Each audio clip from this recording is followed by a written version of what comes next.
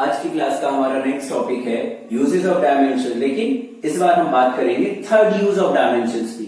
और third use क्या है? Drive the relation between some physical quantities रफली। ये रफली क्यों लिखा है ये अभी आगे आपको क्लियर होगा। इसका मतलब इस बार हम एक रिलेशन ड्राइव करने वाले हैं कुछ फिजिकल क्वांटिटीज के बीच में, और उस रिलेशन में कुछ कमी होगी, इसलिए मैं इसको क्या बोल रहा हूं, रफली। तो चलिए सबसे पहले बात करते हैं रिलेशन की। आपको पता है फिजिक्स में आप जितने भी फॉर्मुलेस पढ़ते हैं वो एक्चुअल में रिलेशन है। किसके बीच में? फिजिकल क्वांटिटीज के बीच में एक मैथमेटिकल रिलेशन है, और उसी टाइप का रिलेशन आज हम ड्राइव करने वाले हैं कुछ फिजिकल क्वांटिटीज में। इसका मतलब ये है कि जितने भी फॉर्मुलेस अभी तक आपने फिजिक्स में पढ़े हैं उन सभी फॉर्मूलों को आप ड्राइव कर सकते हैं with the use of dimensions. सब में से कुछ एक्सेप्शन है जिनको नहीं कर सकते, ठीक है। मैं बोल रहा सब नहीं कर सकते, कुछ को हमें छोड़ना पड़ेगा। ऐसा क्यों छोड़ना पड़ेगा वो मैं लिमिटेशंस में बात करूंगा। तो चलिए एक फॉर्मूले की मैं बात करता हूं। अगर आप किसी भी फॉर्मूले की बात करते हैं तो आप देखते हैं कि उस फॉर्मूले में एक क्वांटिटी ऐसी होती है जो डिपेंड करती है बाकी सब पे। फॉर एन एग्जाम्पल आप काइनेटिक एनर्जी ले लीजिए, K is equals to half mv²। यहां पे K जो है वो काइनेटिक एनर्जी है and it depends on mass velocity mv²। m और v पे डिपेंड कर रहा है। इसका मतलब एक क्वांटिटी बाकी और पे डिपेंड कर रहा है, और जो क्वांटिटी डिपेंड करती है जनरली आप यही बोलते हैं कि आपने कहा काइनेटिक एनर्जी का फॉर्मूला क्या है, इसका मतलब वहां काइनेटिक एनर्जी डिपेंडेंट क्वांटिटी। मैं कहता हूं फोर्स का फॉर्मूला क्या है, इसका मतलब वहां फोर्स डिपेंडेंट क्वांटिटी है। टाइम पीरियड का फॉर्मूला क्या है, इसका मतलब वहां टाइम पीरियड डिपेंडेंट क्वांटिटी किस पे डिपेंड करेगा, कुछ और क्वांटिटीज होगी। आप समझ रहे हैं? तो देखिए एक एग्जाम्पल से स्टार्ट करेंगे। एग्जाम्पल हमारे पास क्या है कि suppose the centripetal force F, एक सेंट्रीपिटल फोर्स है F जो कि डिपेंड कर रहा है, किस पे डिपेंड कर रहा है, ऑब्जेक्ट के मास पे, स्पीड और रेडियस। इसका मतलब ये है कि जब कोई ऑब्जेक्ट किसी सर्कुलर पाथ को फॉलो कर रहा है तो वहां जो सेंट्रीपिटल फोर्स एक्ट करेगा वो इन तीन क्वांटिटी पे डिपेंड करेगा। तो आप समझ रहे हैं कि इस बार हम फोर्स का फॉर्मूला ड्राइव करेंगे, क्योंकि मैं फोर्स को क्या बोल रहा हूं कि ये डिपेंड कर रहा है, ये क्वांटिटी डिपेंडेंट है। चलिए तो स्टार्ट करते हैं। देखिए हम बात कर रहे थे फोर्स की, इसका मतलब फोर्स डिपेंडेंट क्वांटिटी है, और आपको पता है जो डिपेंडेंट होती है उसको लेफ्ट साइड रखते हैं। हमें ये पता है कि फोर्स किस पे डिपेंड कर रहा है, आपने कहा मास पे। कैसे डिपेंड कर रहा है, कितनी पावर है, ये न्यूमरेटर में है, डिनोमिनेटर में, पावर फ्रैक्शन में, हमें कुछ नहीं पता अभी। तो हम क्या लेंगे, A। दूसरा आप देखेंगे V, इसकी पावर लेंगे B, R, ये है C। तो हमने यहां पे क्या किया, हमने ये किया है यहां पे कि आप देखेंगे कि फोर्स को हमने क्या लिखा है कि ले फोर्स किस पे डिपेंड कर रहे हैं, मास की पावर A, V की पावर B पे, R की पावर C पे, क्योंकि फोर्स इन तीनों पे डिपेंड कर रहा है। अभी हमें इस रिलेशन में A B C अननोन है, यही हमें फाइंड करना है। जब आप A B C को फाइंड कर लेंगे तो आपको फॉर्मूला मिल जाएगा। देखिए आपको ये भी पता है कि जब भी हम किसी प्रोपोर्शनलिटी साइन को हटाते हैं तो वहां एक कांस्टेंट यूज करते हैं, और ये कौन सा कांस्टेंट है, जिस कांस्टेंट का अपना डायमेंशन फॉर्मूला क्या होता है, 1, जिसको आप कह सकते हैं डायमेंशंस लेस। आप सिंबल K की जगह कोई दूसरा भी लिख सकते थे, C भी लिख सकते थे। तो देखिए K यहां पे है डायमेंशंस लेस कांस्टेंट, इसका मतलब इसका अपना कोई डायमेंशन फॉर्मूला नहीं है। देखिए जैसे हमने पहले भी डायमेंशन में पढ़ा था कि अगर कोई फॉर्मूला सही है तो वो डायमेंशनली करेक्ट होना चाहिए। इसका मतलब जिस फॉर्मूले को हम ड्राइव कर रहे हैं वो सही तो होगा, अगर वो सही है इसका मतलब वो डायमेंशनली भी करेक्ट होगा। इसका मतलब लेफ्ट साइड अगर फोर्स है तो राइट साइड भी फोर्स होगा। अब ये कैसे पता चलेगा, इसका मतलब जो डायमेंशन फॉर्मूला लेफ्ट साइड का होगा वही राइट साइड का होगा। तो अब हम क्या करेंगे, हम दोनों साइड के डायमेंशन फॉर्मूले लिख लेंगे। तो right the dimension formula of both side. जब डायमेंशन फॉर्मूला लिखेंगे तो देखिए फोर्स का डायमेंशन फॉर्मूला यहां पे होगा mlt-2। K जो कि डायमेंशन लेस है तो डायमेंशन फॉर्मूला रहेगा 1, उसको लिखने की जरूरत नहीं है। मास m रहेगा, velocity displacement upon time it's mean lt-1, और रेडियस ये लेंथ है।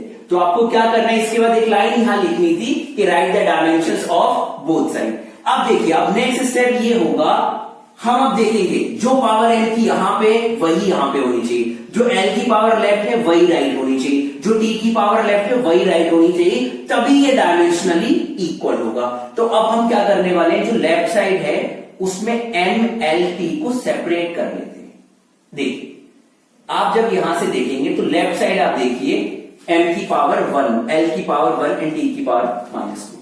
यही चीज हमें राइट साइड भी करना है, m की पावर a, m की पावर है a, यहां पे m नहीं है, l की पावर b, क्योंकि पावर की पावर मल्टीप्लाई होती है, तो l की पावर b, l की पावर c। अब ये दोनों मल्टीप्लाई है, मल्टीप्लाई में पावर ऐड हो जाएगी, तो यहां लिखेंगे l की पावर b प्लस c, और देखिए t, यहां t की पावर -1 उसकी पावर b, तो पावर की पावर मल्टीप्लाई होगी, तो t की पावर आपको मिलेगी -b।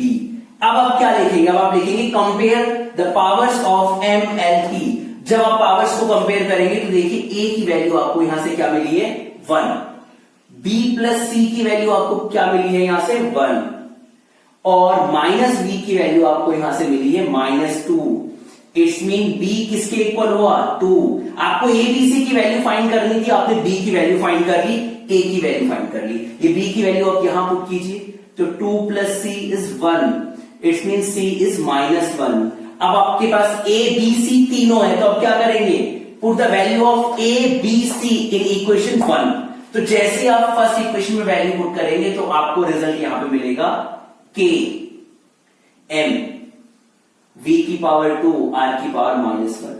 इट्स मीन आपको जो फोर्स का फॉर्मूला मिलेगा वो हमारे पास क्या होगा, mv²/r।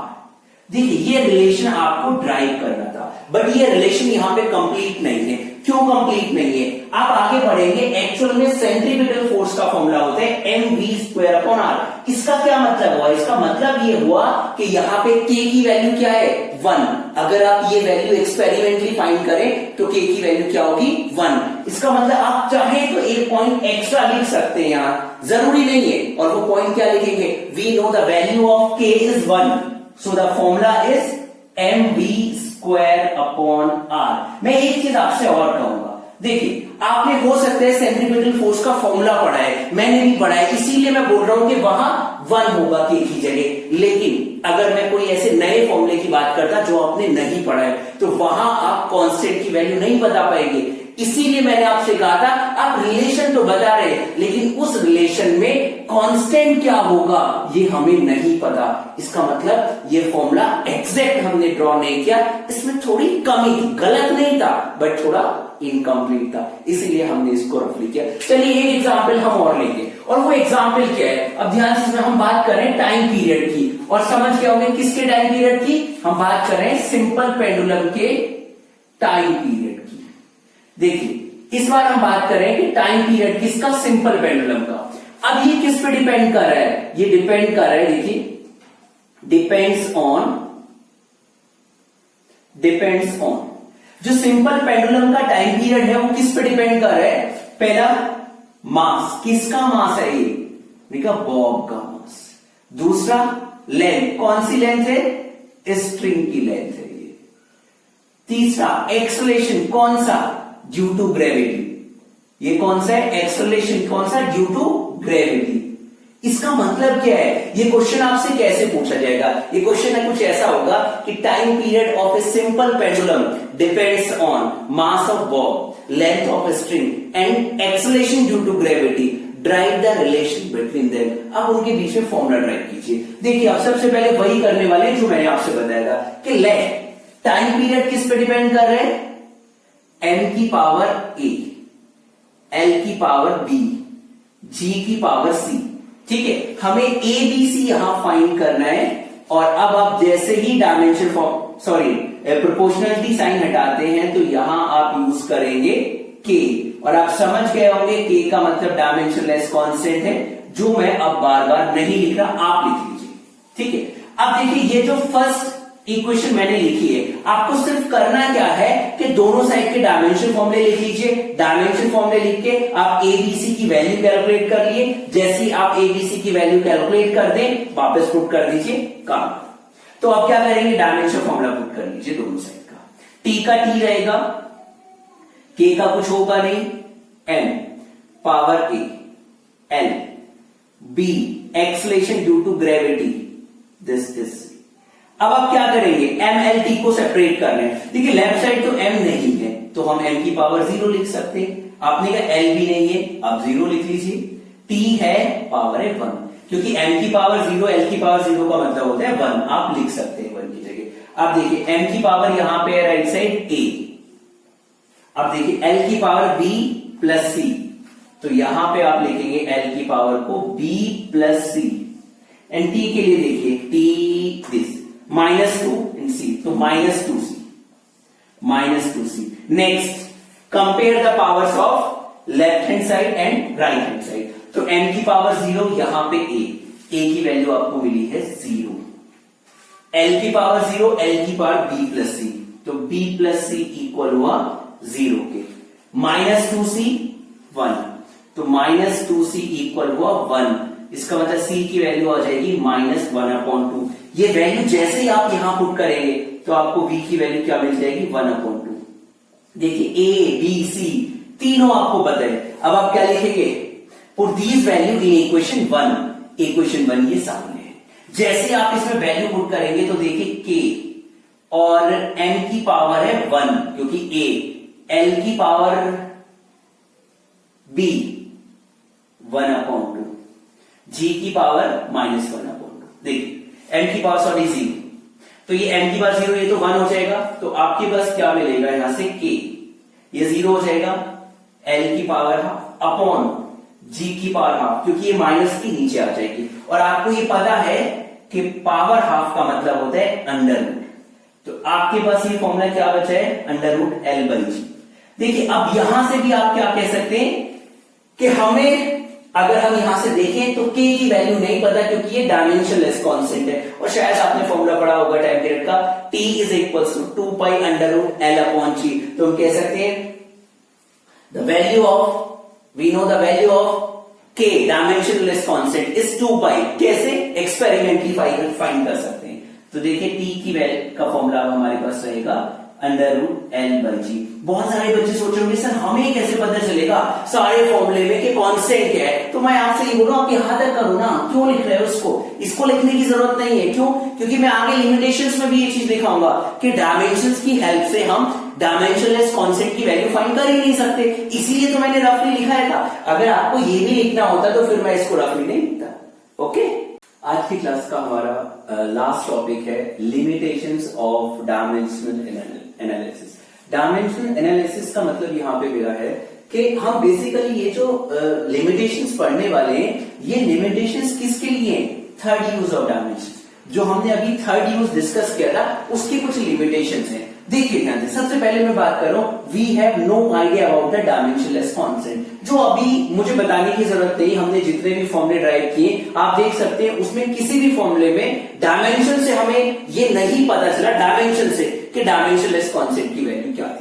दूसरा बात करें कि we can not drive the relation which has dimensionless physical quantity. आप सोचेंगे इन दोनों में डिफरेंस क्या है। देखिए डायमेंशनलेस कांस्टेंट था, लेकिन हमारे पास कुछ फिजिकल क्वांटिटीज भी ऐसी हैं जिनका अपना कोई डायमेंशन फॉर्मूला नहीं होता, जैसे strain, refractive index, Reynolds number, ऐसी बहुत सारी क्वांटिटी हो सकती है जिनका अपना डायमेंशनल फॉर्मूला नहीं है, बट फॉर्मूले में वो यूज होगी। इसका मतलब उस टाइप के फॉर्मूले को हम ड्राइव नहीं कर पाएंगे, आप समझ रहे होंगे। नेक्स्ट है we can not drive the relation in which some dimensionless function. देखिए मैंने आपको ये फर्स्ट यूज जब मैं पढ़ा रहा था तब समझाया था, sine cos tan cosec sec cosec cot log e की पावर और किसी नंबर की पावर, अगर ये कहीं भी यूज हो, इनका अपना कोई डायमेंशन फॉर्मूला नहीं होता, और अगर डायमेंशन फॉर्मूला नहीं होगा तो हम उस रिलेशन को ड्राइव ही नहीं कर सकते जिस रिलेशन में ये फंक्शन इन्वॉल्व होंगे। आप समझ रहे हैं, क्योंकि इनका डायमेंशन फॉर्मूला नहीं है और डायमेंशन फॉर्मूला नहीं है, तो डायमेंशन से तो इनको यूज नहीं करा जा सकता। अब बात करें नेक्स्ट,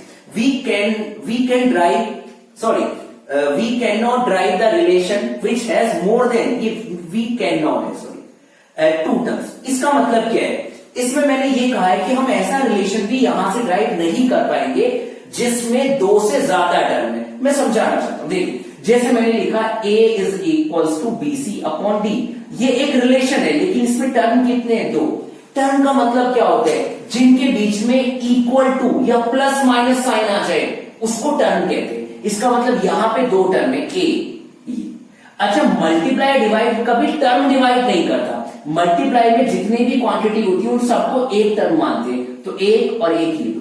अच्छा, तीन कब हो सकते थे? तीन हो सकते हैं जब इसमें कुछ ऐड या सब्ट्रैक्ट हो जाए, जैसे इसका मतलब जैसे ही ई इसमें ऐड हुआ तो इसमें टर्म हो जाएंगे तीन। इस फॉर्मूले को ड्राइव नहीं कर सकते, हाँ इसको ड्राइव कर सकते हैं।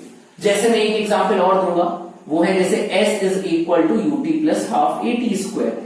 आप यहां से देखेंगे तो तीन टर्म है, एक दो तीन, क्योंकि मल्टीप्लाई डिवाइड एक टर्म ये है, एक ये है, एक ये। इसको भी ड्राइव नहीं कर सकते, आप समझ रहे होंगे। अगर मैं इस क्वेश्चन को बोलूं तो ये क्वेश्चन कुछ ऐसा होगा कि displacement of A particle depends on initial velocity, time and acceleration. अब हमें कैसे पता होगा पहले से कि उनके बीच में कहां हमें पॉजिटिव साइन यूज करना है? ये नहीं पता होगा ना। ये हमें फॉर्मूला पहले से पता है तो शायद ड्राइव कर ले, अगर पहले से पता है, अदरवाइज हम नहीं कर सकते। और लास्ट और सबसे इंपॉर्टेंट लिमिटेशन है, we can not drive the formula in which a quantity depends on more than 3 quantity. इसका मतलब अगर एक क्वांटिटी मोर देन 3 क्वांटिटी पे डिपेंड करे तो उस फॉर्मूले को भी हम ड्राइव नहीं कर सकते। जैसे आप देखिए, मैंने एक चीज और लिखी इन मैकेनिक्स, ये बड़ा इंपॉर्टेंट है। ये इंपॉर्टेंट क्यों है? क्योंकि मैं अभी आपसे डिस्कस करने वाला। देखिए, जैसे अब हम बात करते हैं, हम एक फॉर्मूला लिखते हैं, P is equals to Q R upon S. ठीक है, अब हमारे पास ये फॉर्मूला है, आप देख सकते हैं, या सॉरी ऐसा करते हैं कि P हमने कहा एक किस पे डिपेंड कर रहा है, क्यू आर एस, पावर है ए बी सी। अगर हम मैकेनिक्स की बात करते हैं तो मैकेनिक्स में आपको पता है क्या यूज होता है, मास लेंथ टाइम। क्या यूज होगा, मास लेंथ टाइम। इस टाइप के फॉर्मूले को हमने अभी ड्राइव किया और इजीली हम ड्राइव कर सकते हैं। ठीक है, क्योंकि अगर मोर देन 3 क्वांटिटी पे डिपेंड कर रहा है तो नहीं कर सकते। जैसे इसके साथ एक और आ जाता है टी, ठीक है, क्यू आर एस टी। इसका मतलब पी किस पे डिपेंड कर रहा है, क्यू आर एस टी, 4 पे डिपेंड कर रहा है, इसको ड्राइव नहीं कर सकते। इसका रीजन क्या है समझिए, आप तो नहीं कर सकते। जैसे आप पी का डायमेंशन फॉर्मूला लिखेंगे लेक्चर, तो क्या होगा, एम एल टी, इसी की कुछ पावर आपको लिखनी पड़ेगी। अब क्यू में लिखेंगे, ये भी एम एल टी होगा। ठीक है, आर के लिए भी एम एल टी होगा, एस के लिए भी और टी के लिए। ठीक है, जब हम पावर को कंपेयर करेंगे तो किसकी पावर कंपेयर करेंगे हम, एम की, एल की और टी की। सिर्फ 3 की पावर कंपेयर करेंगे। जब 3 की पावर कंपेयर करेंगे तो हमारे पास 3 इक्वेशन मिलेगी। 3 मिलेगी, नंबर ऑफ अननोन 1 2 3 4। और ये आप सबको पता है 3 इक्वेशन से हम 4 अननोन सॉल्व नहीं कर सकते, इसीलिए हम इस रिलेशन को ड्राइव नहीं कर पाएंगे। एक चीज और, अगर मैं मैकेनिक्स को हटा दूं, मैकेनिक्स को हटा दे तो आपको पता है फंडामेंटल क्वांटिटी 7 है। हो सकता है कि अब एमएलटी के साथ कुछ और क्वांटिटी आ गई, जैसे करंट। इसका मतलब क्या है, अगर आप मैकेनिक्स से आगे जाएंगे तो मास लेंथ टाइम के अलावा भी फंडामेंटल क्वांटिटीज है वो आ जाएगी। ठीक, अगर वो आ जाती है तो उस केस में ये पॉसिबिलिटी है मास लेंथ टाइम के साथ कोई और फंडामेंटल क्वांटिटी आई, जस्ट लाइक करंट। तो अब क्या करेंगे, देखो एम की पावर, एल की पावर, टी की पावर, ए की पावर। इसका मतलब अब हमारे पास 4 इक्वेशन बनेगी और 4 इक्वेशन से 4 अननोन फाइंड कर सकते हैं। तो आई होप आपको ये समझ आ गया होगा। इंपॉर्टेंट ये है कि number of equation should be greater than और equal to the number of unknown. तो आप समझ सकते हैं, अगर ऐसा है तो आप फॉर्मूला ड्राइव कर सकते हैं, अदरवाइज